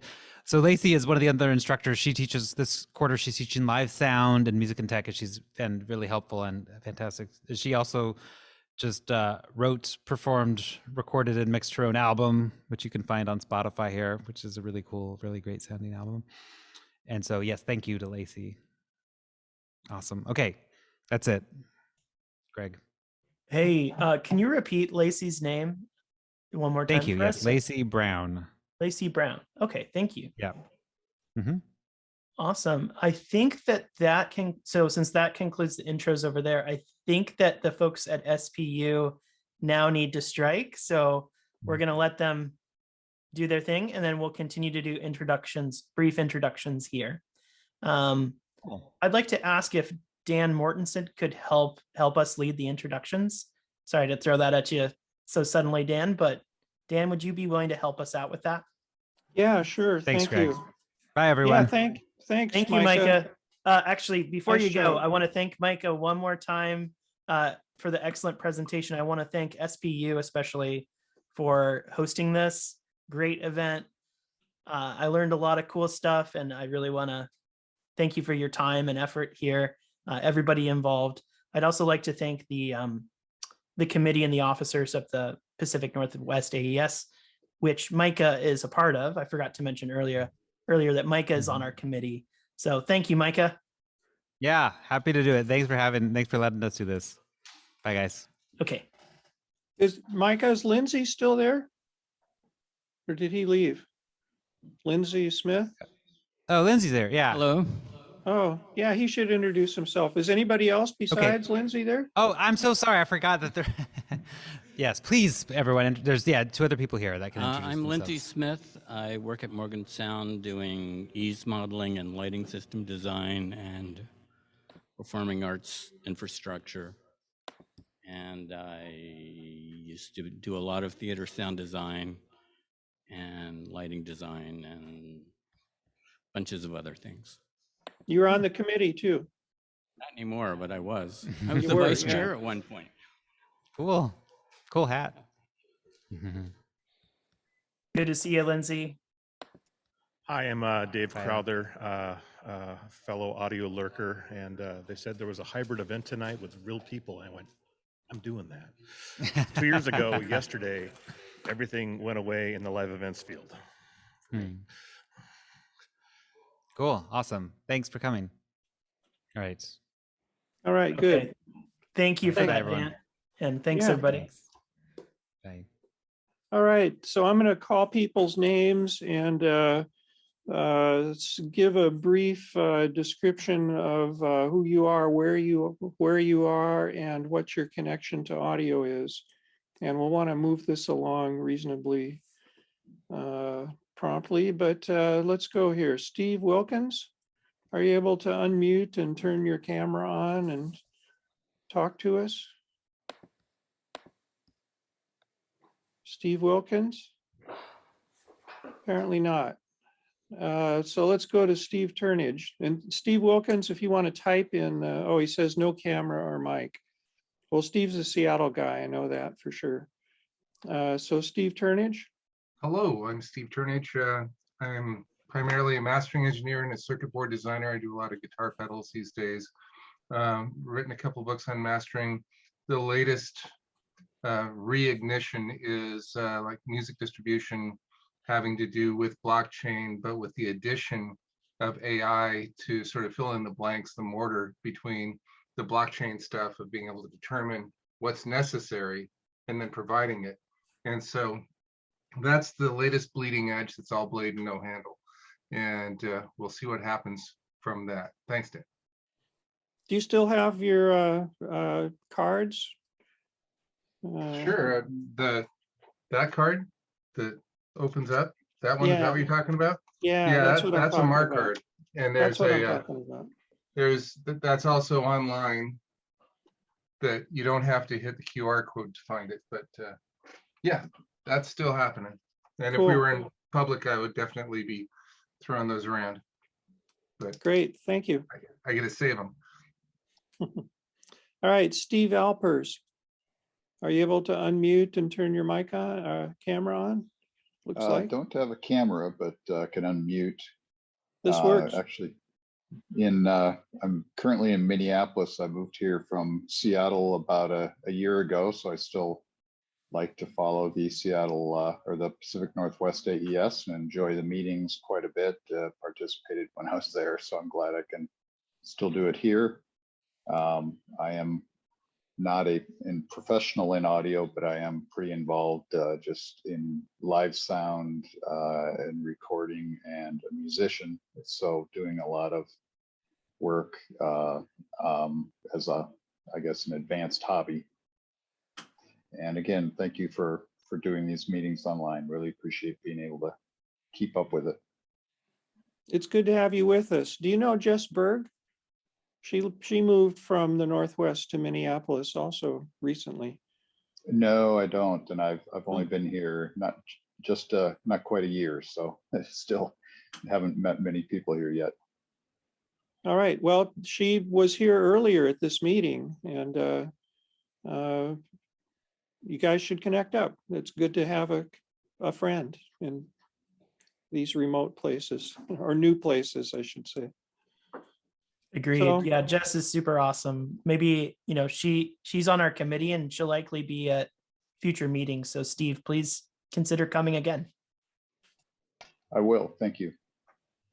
all right. Let's go to Samuel Hernandez. Are you able to unmute and turn your camera on? Tell us where you are and what you're up to. Hello. Can you hear me okay? Hear you good. Hey, well, my name is Sam Hernandez. I'm currently driving. I was trying to catch the meeting in person. I'm driving from the Tri-Cities. Wow. So I was trying to catch the meeting, but it just didn't work out. That's okay. But I am actually a middle school teacher. I teach what we call, this is the second year running this program. We call it the stage technician, where we dive into a little bit of audio, lighting, and video with the students. We're just finishing up. It's stinking awesome. Yeah. I started out in middle school myself, and got to really work with in the high school as a student worker, and now I get to introduce it back into our kiddos. So it's been a great, the past 2 years. Last year was our first year doing it in a remote setting, so it was kind of interesting. Yeah, really. But yeah, we're plugging away. If you wanted to show an interested group of people what you do with that group, we have a Saturday meeting called Tea Time Topics, where it goes in whatever direction we want, and we'd be happy to see that. That sounds really interesting to hear how you deal with that at a middle school level. We go slow. Well, so do I. Fun. So we have fun. Yeah, sure. I'd love to.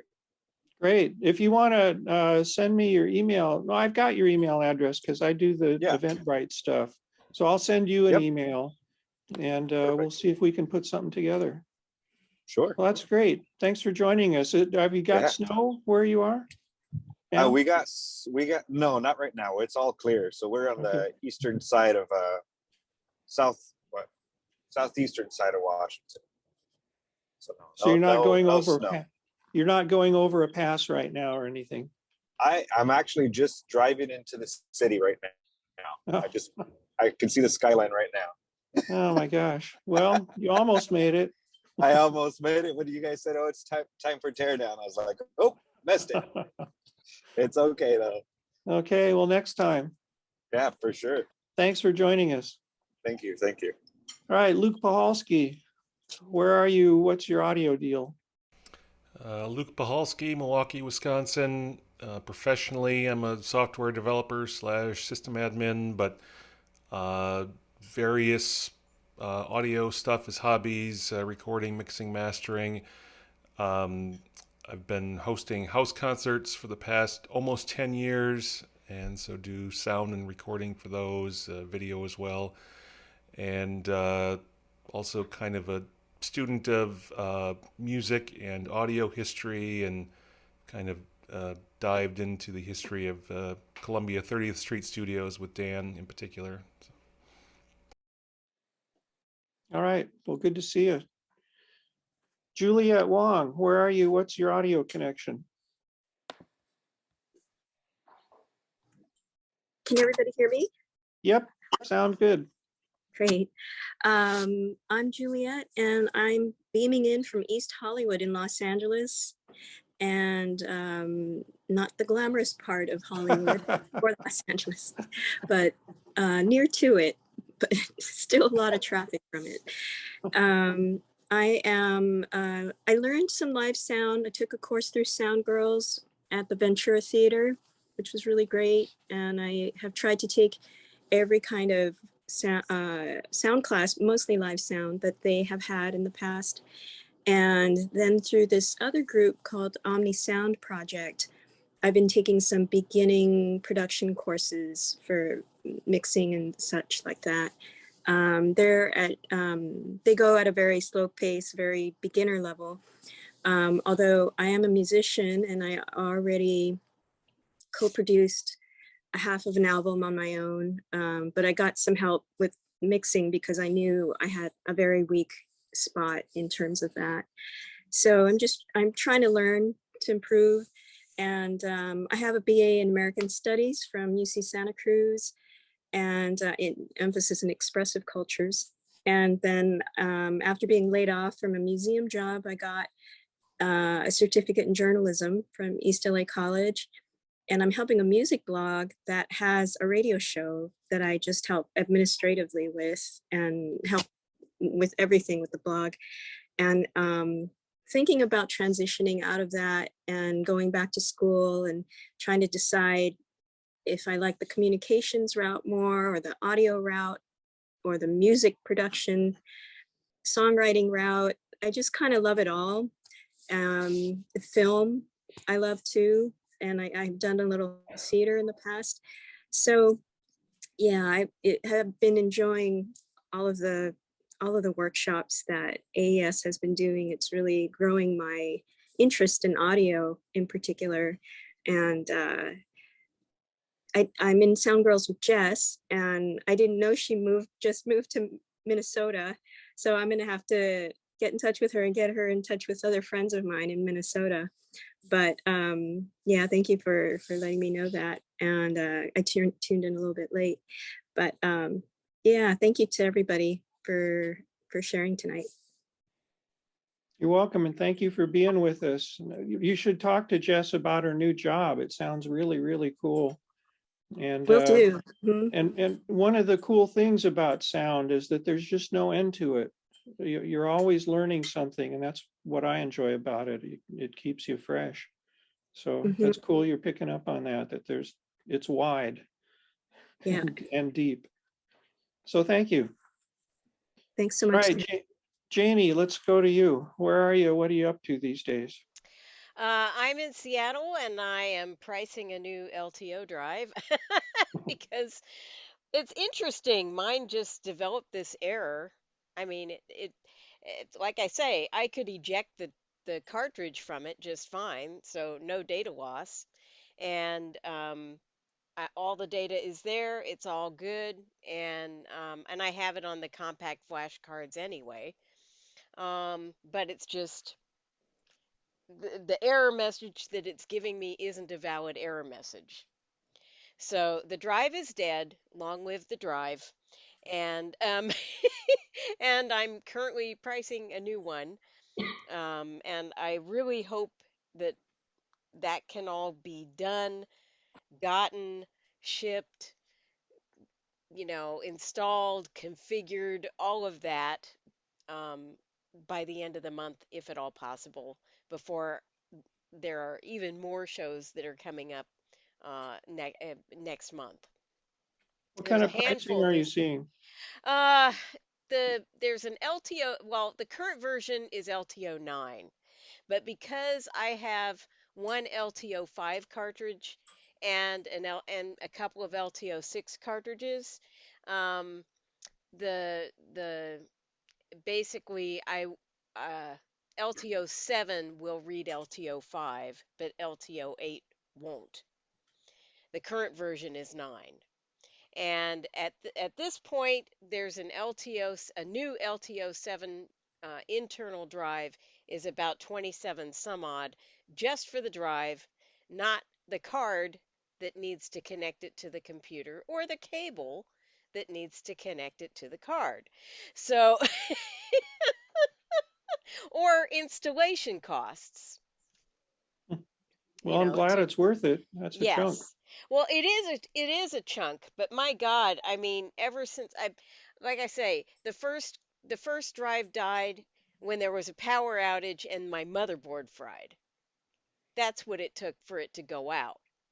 And I don't know what killed it this time, but honestly, I've had this drive for what, 7 years? Since 2016, I've had this drive, and it's warranted for 1 year. So I would say that's actually pretty good. Cool.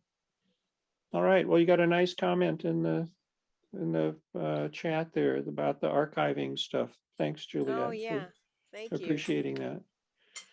All right, let's go to Bill Gelhaus. Where are you? What's your audio connection? I'm outside of Philadelphia. I've been doing location recording and sound reinforcement work for more years than I care to remember. Sometimes I wonder why I'm still doing it. When I'm not doing that, I'm fighting computers. And I've also now have become officially the archivist for the American Theater Organ Society. So, hooray. That and $15 will get me a cup of coffee at Starbucks.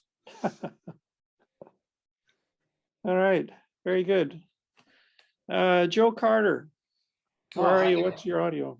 Hi there. Yeah, I recently moved from the Los Angeles area out to the Nashville area, which is where I am right now. But I joined the Audio Engineering Society years ago, back when I was in high school, and was also the chairman of the Audio Engineering Society in Los Angeles for some time, and secretary and executive committee member as well. So that's a lot of my audio connection. I worked at Disney Imagineering for many years and Disney Feature Animation, but Imagineering, I was designing show and ride control software for the attractions at the Disney parks, like Soarin' over California, you know, and various other ones.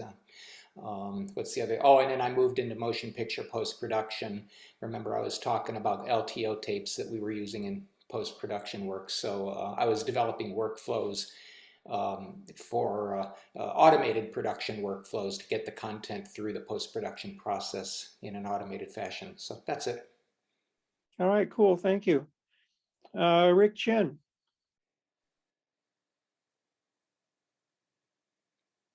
Rick, are you there? Maybe not. Oh, there you are. Yeah, I see you're there, but I don't hear you. You're muted. Do I need to unmute? There. Okay. How's that? Good. Okay. I'm the webmaster for the section. I'm a life member. I do mostly location recording these days. I am a escaped live sound engineer. The other thing I do is design circuitry, and I make a circuit board that replaces the battery box and transformer for the infamous Radio Shack PZM. And you can, if you're interested in that, you can find it on my website. Okay. And before I turn it back over to Greg, I'll introduce myself. I'm on the committee. Dan Mortensen is my name. I've been on the committee for a very long time. I've been doing live sound for a very long time. And currently, today, tomorrow, and Monday, I'm doing a bunch of recording stuff for a school that I work for. And that's been real interesting too, because I'm not usually a recording engineer. And it's strange, but enjoyable. And again, like I said to Juliet, I really like sound because every single time I do something, I feel like I learned something from doing it. And as long as that doesn't stop, I hope to keep doing it. So thank you. And thanks everybody for sharing your stuff. And now back to Greg. Where are you and what's your audio connection, Greg? Thanks, Dan. Hey, everybody. I'm Greg Dixon, and currently I'm serving as the chair of the Pacific Northwest section of the AES. And currently my full-time gig is I'm a professor at a local university here in Redmond, Washington called DigiPen Institute of Technology. And I'm assistant professor of music and sound design there. And I primarily focus on teaching junior level students video game sound design and music. My background is in computer music and composition, as well as audio engineering. But I got really kind of deeply pulled into, well, I was very interested in sound interaction and interactivity in music design. And that kind of led me into the video game industry. So I've been working and researching in video games for about 8 years. And currently I do music and sound design for a collectible card game, video game that's called Rune Strike. And I've been working on that for about 2.5, 3 years or so. And so I do a lot of like epic fantasy music, as well as magic spells and that kind of sound design. So that's what I do in my free time. And then in addition, recently I've gotten really, really deeply interested in synthesizers. And I've started to build my own modular synthesizers. So I'm starting to build my own synthesizers from kits. And then I also just recently got this, which is a big modular synthesizer rack case. And I'm planning to build a custom modular synthesizer. So kind of to add on to what Dan is talking about, like getting into music, it just never ends. And currently I'm really, really deeply interested in synthesizers again and exploring all the new technology that's happening with synthesizers today. And it's just incredible. There's never been a better time to get involved with synthesis. So that's what I've been up to recently, is doing a lot of study and looking at modular synthesis. And that's me. And I think, is there anybody else, or was I the last one? I think you were last but not least. Okay.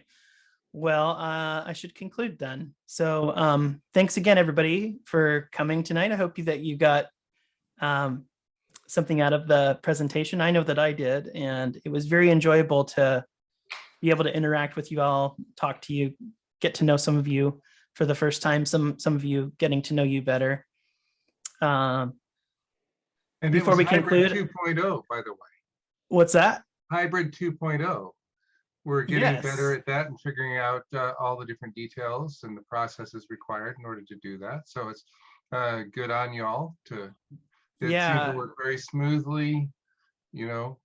Well, yeah, and thanks to Micah's not here anymore, but thanks to Micah and all the folks at SPU for helping with that. I'd also like to thank, in particular, Gary and Dan from the committee, who helped out really, really deeply on the dress rehearsal that we had to make sure that we could put this all together. It's a huge, enormous task actually to make sure all this tech is working. So be careful what you wish for if you want to do a concurrent meeting. It's complicated. Was it easier this time than last time? We should probably keep it. Let's just say it's always complicated. Okay.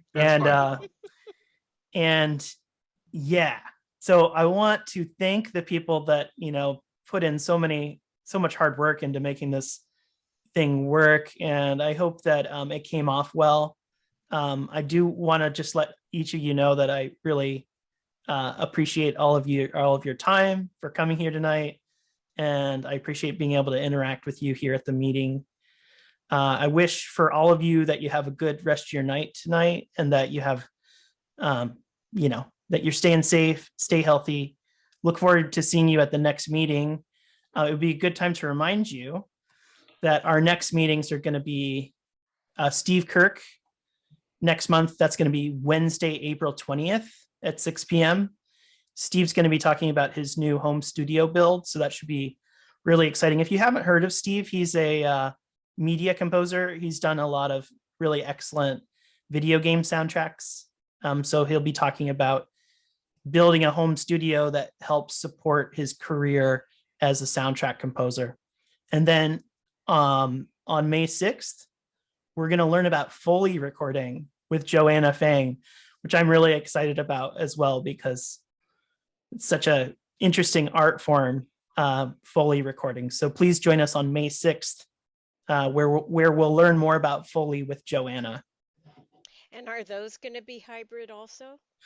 Good question. I believe that both of those are going to be Zoom only. Thanks. Yeah, they are remote presenters. They are somewhere else than Seattle. Thank you, guys. Good night. All right. Thanks, everybody. Take care. Night, everybody. Don't forget tea time topics on Saturday. Yeah, Saturday. Tea time topics. Don't forget. Yeah. All right. Thanks, Luke.